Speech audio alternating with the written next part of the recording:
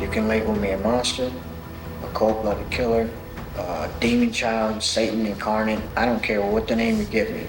Doesn't mean that that's who I am. Welcome to Thriller Vault. Tonight I have the disturbing true story of Eric Smith and the murder that shocked the nation. This is one of the most disturbing stories I've ever heard. This depraved story is not for the faint of heart. If you think you might be triggered by horrific violence against children, please don't watch this. One more disclaimer. I've edited, paraphrased, and made this into a story. Some minor details may be speculation, but the main details are true according to the book Kids Who Kill by Kathryn McMaster. Here is The Kid Killer. Alexander Solzhenitsyn said, "The line separating good and evil passes not through states, nor between classes, nor between political parties either, but right through every human heart." I agree that we all have the capability for good and evil, but some of us are different, lacking a conscience. These people are commonly labeled as psychopaths. There is great debate about whether a psychopath is born or molded. Many studies prove that childhood trauma increases the likelihood of criminal behavior, but for the truly depraved psychopaths, their evil is often present very early in life, even within functional families. These people are evil incarnate. They are the monsters in the closet and under the bed. They are the embodiment of evil referenced by stories and mythology. They are devils in human form. But this isn't a religious parable, a novel, or a movie. This is real life evil. You're a mean-looking dude, you know that? Eric Smith was born in Savona, New York in January of 1980. Savona was a sleepy little town with 974 residents. It was the type of town with maple trees lining the streets, a single traffic light, and residents who left their doors unlocked. Eric's parents, Tammy and Randy, were high school sweethearts who married just after high school in 1978. A beautiful baby girl, Stacy, was born shortly after their nuptials. In 1979, Tammy and Randy separated around the same time Eric was conceived. Randy denied the child, but was proven wrong with the paternity test. Tammy had a difficult pregnancy with Eric. As an epileptic, Tammy took Tritium throughout her pregnancy. Tritium is known to cause fetal damage. While Tammy was pregnant with Eric, she married Ted Smith. After Eric's birth, Randy was behind on his child support payments. This resulted in Tammy taking Randy to court. Instead of paying the child support, Randy agreed to let Ted adopt Eric. As a toddler, Eric was stubborn and prone to daily temper tantrums. Leave me alone! He often banged his head and held his breath. At age 3, he started a fire in the kitchen of their trailer home. By age 4, Eric was thinking of girls. By age 9, he was a heavy smoker. Eric was a bedwetter until the age of 11. He was captivated by fire, often lighting playing cards, then screaming when the melting wax burned his hand. Eric enjoyed torturing and killing small animals, such as cats, mice, rabbits, and birds. He chucked rocks at them, drowned them, and ran them over with a four-wheeler. Eric enjoyed gutting the animals he hunted with Ted. Eric was behind academically, drooling while speaking until 9 years old. Eric was held back in 1st and 5th grade. By his 13th birthday, he was only in the 5th grade, the same grade as his younger sister Holly. Holly is the only biological child of Tammy and Ted. Despite being behind, Eric loved to read Stephen King novels depicting murder and violence against children and pets. He loved music, playing the trombone in the band and learning to play drums. His dream was to play drums in a country music band. Eric was a fan of the MTV cartoon Beavis and Butthead. Eric often imitated their stupid laugh whenever something crazy happened. Despite his efforts to fit in, Eric had few friends and was often bullied for his looks and size. He was very short and skinny for his age. He had bright red hair, a face full of freckles, thick glasses held together with tape, and protruding ears. His frequent crying meltdowns when under any stress also attracted the bullies. Every day, bullies mocked Eric for his ears and hair. They tripped him as he walked down the aisle of the school bus. One bully dumped his backpack contents onto the floor, followed by ordering Eric to repack it. The bullying took a toll on Eric's self-esteem, with Eric lamenting that he was stupid and would never be anybody. He scratched his face out of his class picture, saying that he wasn't good enough to be included. He would say things like, I'm stupid, I'm nobody, I'm never gonna be anybody. As a 9-year-old, Eric was mocked by a bully, telling Eric that Ted wasn't his real father. But nobody had told Eric that Ted wasn't his biological father. Eric had met Randy and knew him as his older sister Stacy's father. While Ted explained that he was Eric's father his whole life, and that was what mattered, not DNA, Eric was still bothered by the fact that Randy was close with Stacy, but wanted nothing to do with Eric. Ted Smith tried to be a good father to Eric, but Ted often lashed out, abusing Eric verbally and physically. A family friend saw Ted lift Eric off the ground with one arm and kick him in the backside. Sexual abuse was also present in the house, as Ted was accused of molesting his stepdaughter Stacy when she was 11 and again when she was 14. Ted was the child of alcoholic parents, and he was also sexually abused as a child.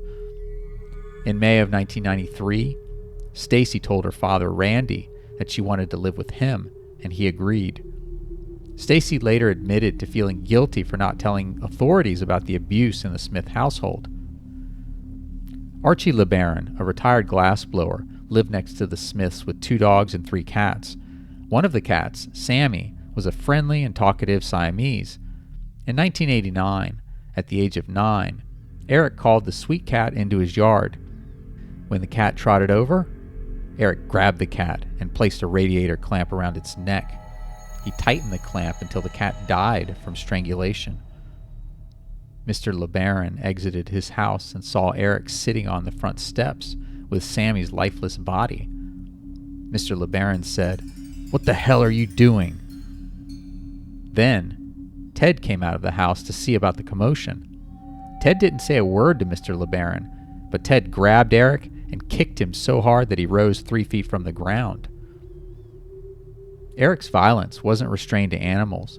He also physically attacked his younger sister Holly, as well as punching his stepfather in the jaw. I knew I had a problem with anger. I knew I do. I might be, just happy-go-lucky now, and someone get me mad. In 1991, a classmate died in a tragic car accident, and Eric repeatedly called the parents of the deceased child, asking to speak to the kid. Eric understood that the child was dead, but seemed to enjoy the distress he caused with his phone calls. In May of 1993, Eric's teacher assigned a creative essay. Eric wrote an essay titled "Crucified Chris, the Evil One." The story featured extreme violence, mutilation, and death. Here's a quote from the story. "I took the second swing and chopped his arm and half of his whole body. The next swing, I killed him. I chopped his head off." In many ways, Derek Joseph Roby, known by his friends and family as DJ, was the polar opposite of Eric Smith. DJ's parents were happily married. DJ was happy, fearless, full of energy, conventionally cute, and everyone, young and old, loved the sweet boy. Whereas Eric was stunted in many ways, DJ was ahead of most other 4-year-olds. By the summer of 1993, DJ could already ride a bike, swim, read, cast a fishing rod, and he was an excellent t-ball player. The most important dichotomy between Eric and DJ was love. DJ loved animals, loved helping his father with chores, and loved his little brother Dalton. Every night, DJ read Dr. Seuss's Green Eggs and Ham to Dalton. October 2nd, 1993 was an overcast Monday morning that would never be forgotten. If it rained, the authorities would have called off the summer camp at Concert Memorial Park, but the rain held off and over 60 children walked along McCoy Street toward the day camp. Over the past 3 weeks, DJ Roby was one of those campers. DJ loved camp and had been having a blast. Usually, DJ's mother Doreen walked him from their house to the end of the cul-de-sac where Concert Memorial Park was situated. It was a straight shot from the Roby's house to the park roughly 400 yards away. On that morning of August 2nd, DJ's brother Dalton had sore gums and needed extra attention from Doreen. which caused them to run late. DJ was excited to go to camp and was worried about being late, so he begged his mother to let him go by himself. Doreen was frazzled and figured after 3 weeks of going to camp, DJ knew the path. So she let her independent and energetic son go by himself. Before he left, Doreen handed DJ his sack lunch. Ever the affectionate child, DJ kissed his mother and told her that he loved her. As DJ walked to the park, 13-year-old Eric Smith arrived right on time. Eric broke the rules, riding his bike across a cement pavilion that's off limits to the kids.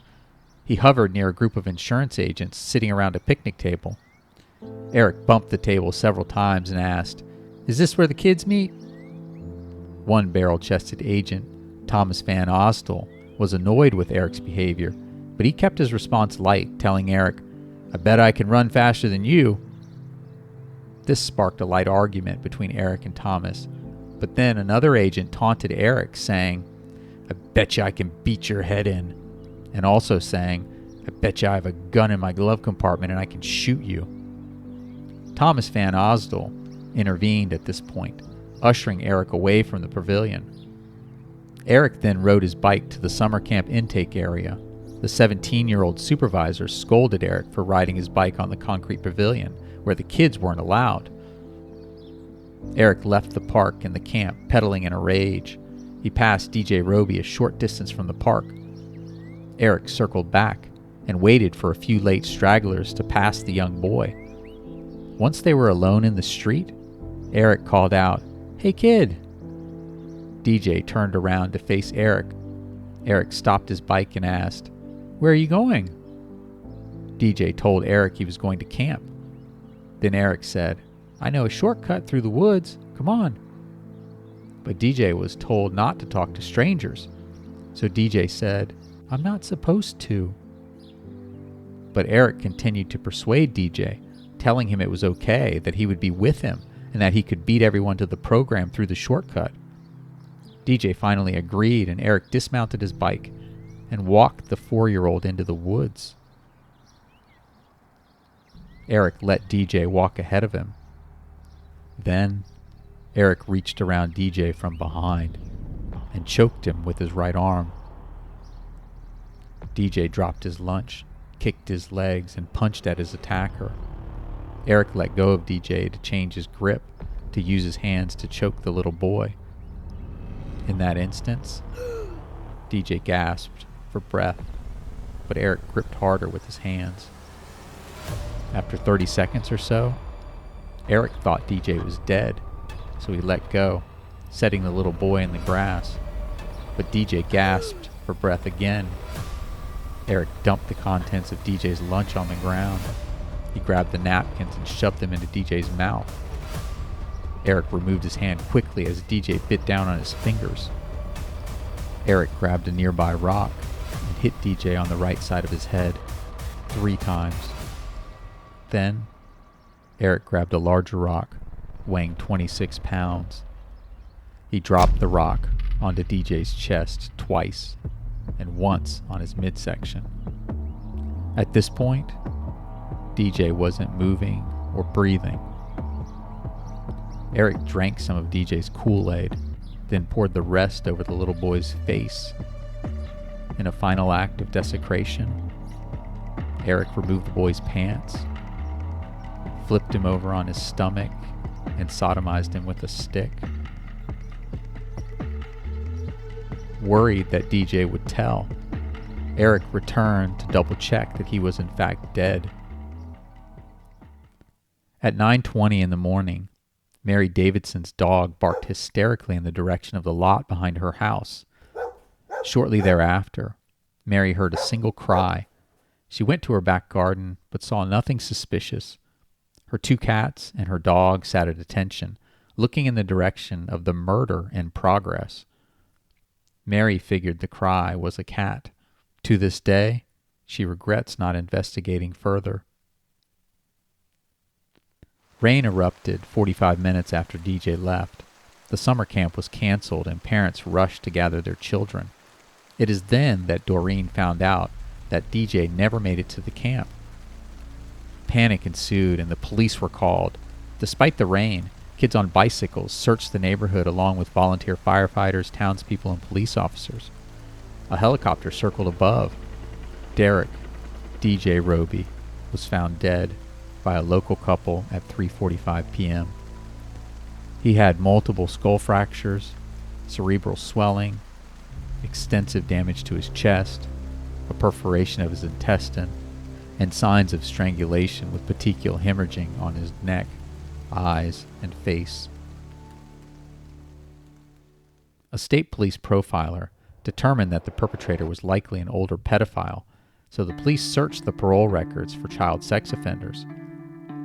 Investigators interviewed all 68 campers twice, including Eric Smith. They paid special attention to Eric, as Eric's mother, Tammy, told the police that Eric was near the murder scene. During his second interview, Eric told investigators that he saw DJ Roby in a location that was very near the crime scene. This admission piqued the investigators' curiosity. As the officers pushed for more information, the young teen became visibly stressed, his voice breaking, his head down, his hands balled into fists.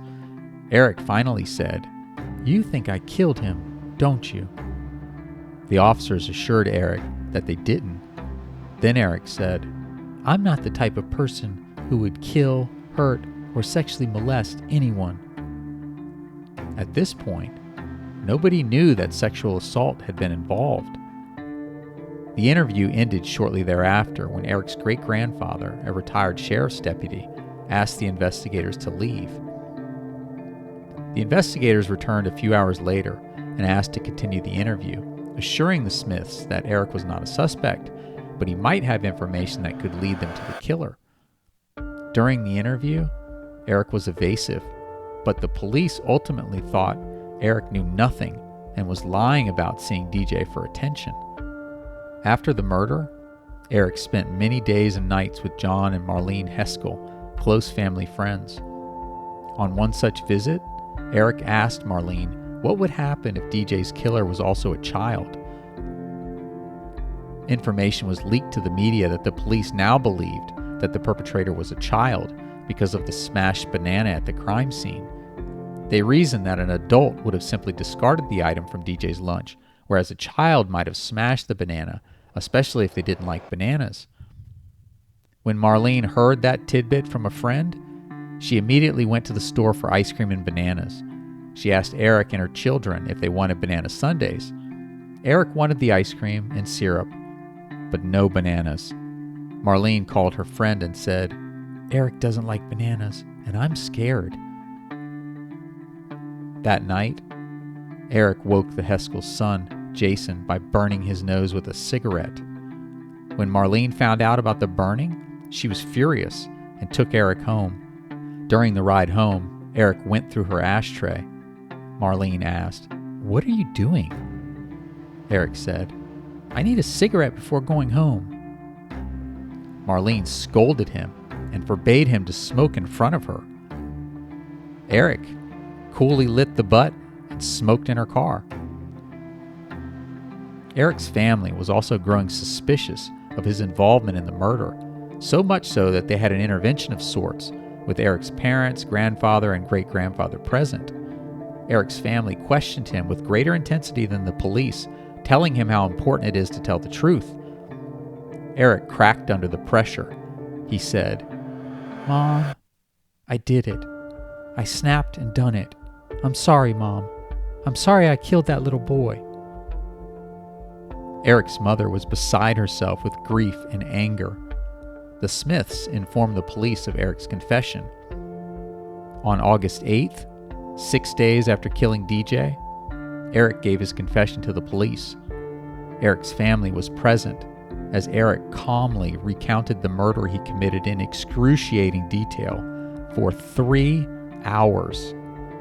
As he recounted the murder, Eric became animated, almost gleeful, so much so that Captain DeLapp had to tell Eric, "This is not some fun thing that we're doing. Let's remember what we're here for. Let's calm down." I strangled him. I hit him over the head with a rock numerous times.